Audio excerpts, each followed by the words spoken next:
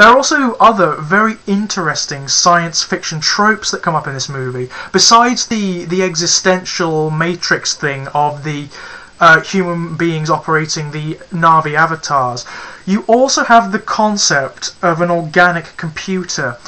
Pandora itself, it turns out, the reason the Na'vi regard their trees as sacred is not because of some abstruse spirituality.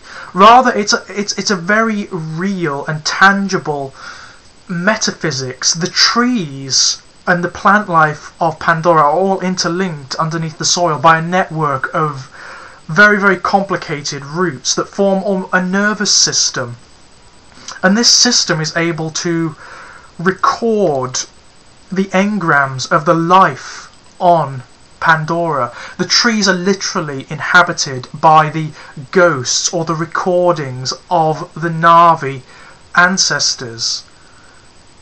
Therefore, the destruction of their trees is more than just the destruction of their environment. It is the death of their ancestors and of their race, and that's why it's so significant.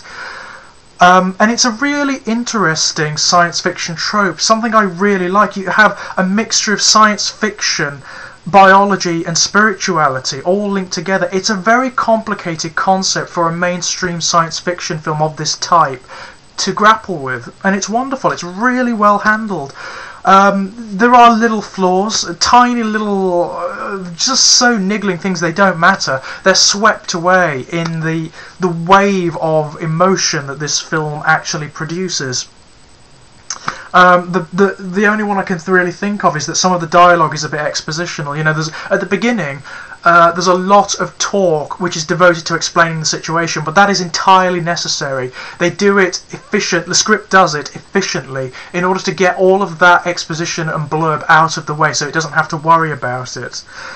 So it can just get on with the film. It's entirely necessary, it's minimal, and that's fine. I can really get along with that. All of the performances are really good. All of the acting in this film is great, including the performances of the CG models, the creatures, the Na'vi, and so on and so forth. This is CG that you have never seen before. Even when compared to very real characters like Davy Jones from the Pirates of the Caribbean or Gollum from the Lord of the Rings, this sweeps them away. This is something entirely different. You forget you're watching effects, you forget that you're watching something synthetic. That's how good this CG is. It's something very, very real to you, something that you feel could exist, and that's the great strength of this film.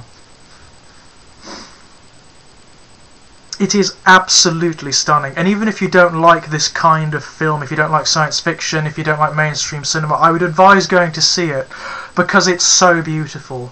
It's so absolutely beautiful.